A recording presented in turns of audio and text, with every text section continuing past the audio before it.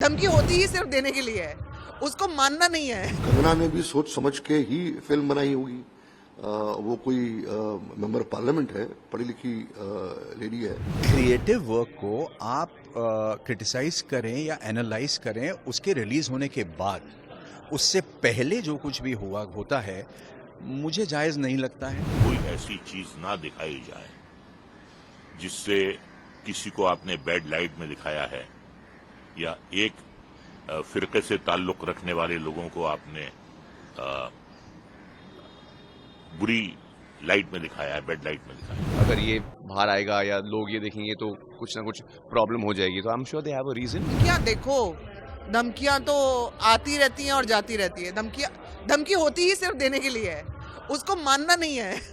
धमकियां देने वाले लोग सिर्फ धमकी देते रहेंगे। और मुझे लगता है कि फिल्म तो देखो रिलीज होनी है, और कई बार ना ये पब्लिसिटी का भी एक तरीका होता है, मेरे को ऐसा लगता है। बट अगर सच्ची में वो धमकी है भी तो भी देखो फिल्म तो रिलीज होगी, उसका कोई आप रोक नहीं सकते। और कंगना की फिल्म में मैं एक्सपेक्ट कर रही हूँ कि आफ्टर लॉन्ग टाइम, लंबे वक्त के बाद मैं कंगना को इस रूप में देखना चाहती हूँ। तो क्योंकि हाल ही की कुछ फिल्म्स कंगना की बहुत ज़्यादा अच्छी नहीं करी, और मैं पर्सनली कंगना को बहुत लाइक करती हूँ, तो मैं देखना चाहूँगी इमरजेंसी फिल्म। किसी भी तरीके से कोई धमकी देना या अनडेमोक्रेटिकली इलीगली जान पे धमकी देना या ये कहना कि हम आपको, ये गलत है, ये सरासर गलत है। और हमारी कंट्री में फिल्म को सेंसर मिल भी जाती है और फिल्म रिलीज भी हो जाती है। रिलीज होने के बाद अगर आपको लगता है कि कुछ प्रॉब्लम है फिल्म में, तो आपको कोर्ट जाने, आप मारपीट नहीं कर सकते, आप थिएटर नहीं जला सकते हैं, आप सड़कों पे आके आप राइट नहीं क्रिएट कर सकते। इसके पहले भी बहुत सारी फिल्मों में हुआ, पद्मावत में हुआ, उसके पहले भी बहुत सारी फिल्मों में एक अनडेमोक्रेटिकली प्रोटेस्ट हुए हैं और हमने हर वक्त उसको ऑब्जेक्ट किया हुआ है। तो मुझे लगता है कि फिल्म मेकर की अपनी आज़ादी है, जो लोग ऑब्जेक्ट करते हैं उनकी अपनी आज़ादी है, लेकिन कानून के दायरे में अगर आप कोई भी अपनी एक्टिविटी करते हो तो वो जो है वो लोगों को एक्सेप्टेबल है। कंगना ने भी सोच समझ के ही फिल्म बनाई होगी। वो कोई मेंबर पार्लियामेंट है, पढ़ी लिखी लेडी है। और ऐसे कोई भी फिल्म मेकर हो, जब भी वो फिल्म बनाता है उसका जो कट पॉइंट है वो है certification board, sensor board. Film वहां जाती है, मैं एज अ मेकर फिल्म को वहां डालता हूं। सेंसर बोर्ड में पढ़े लिखे लोग हैं, एक्सपर्ट लोग हैं, हर प्रोफेशन के लोग हैं, कमिटी मेंबर्स हैं, वो फिल्म देखते हैं। और अगर मेरी फिल्म को जो कट्स मिलते हैं और अगर मैं कट्स को एक्सेप्ट नहीं करता हूं तो मैं रिवाइजिंग कमेटी में जाता हूं, रिवाइजिंग कमेटी सजेस्ट करती है। तो पूरा प्रोसेस है। और अगर मुझे रिवाइजिंग कमेटी का भी डिसीजन करेक्ट नहीं लगता तो एज अ मेकर मैं कोर्ट जाता हूं। बहुत सारी फिल्में जो है वो कोर्ट गई और कोर्ट से अपने लिए जस्टिस लेके आई हैं।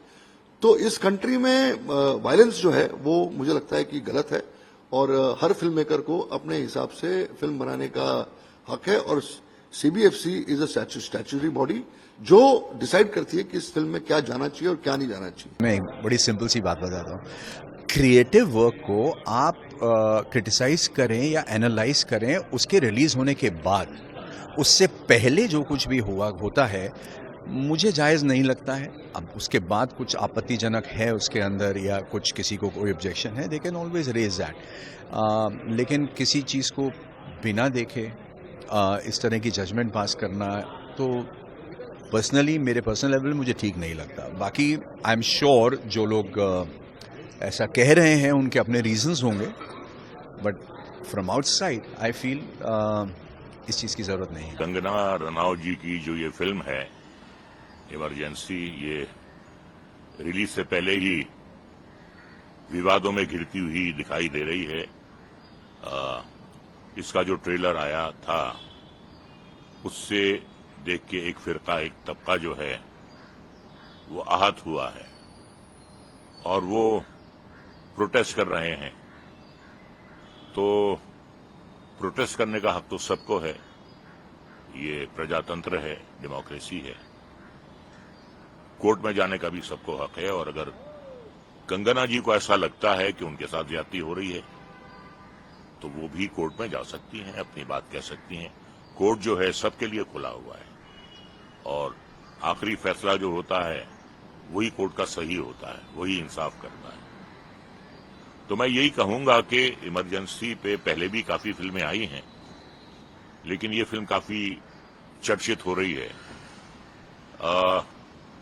देखिए क्या है कि अगर किसी की रिलीजियस फीलिंग्स हर्ट होती हैं, आहत होती हैं, उससे क्या होता है कि मुल्क में बदअमनी फैलती है, लॉ एंड ऑर्डर की भी प्रॉब्लम हो जाती है। तो इस बात का भी ख्याल रखना चाहिए कि कोई ऐसी बात ना हो। लेकिन अदालतें खुली हुई हैं, आप प्रोटेस्ट कर सकते हैं, आप धरना दे सकते हैं, आप अपनी बात कह सकते हैं, लेकिन डेमोक्रेसी है हमारे यहाँ और हमारा जो एक इंस्टीट्यूशन है सेंसरशिप का, वो बहुत जिम्मेदारी से अपना काम करता है। लेकिन उन्हें भी कई बार ये सोचना चाहिए कि कोई ऐसी चीज ना दिखाई जाए जिससे किसी को आपने बैड लाइट में दिखाया है या एक फिरके से ताल्लुक रखने वाले लोगों को आपने बुरी लाइट में दिखाया है, बैड लाइट में दिखाया है।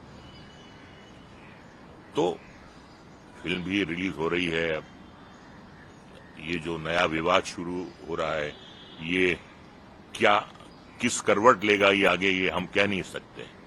लेकिन मैं ये चाहूंगा कि जो भी हो अमन और शांति से हो, और अगर किसी बात पर एतराज है उस पर गौर किया जा सकता है, और अगर ऐसा लगता है कि इसे दिखाने से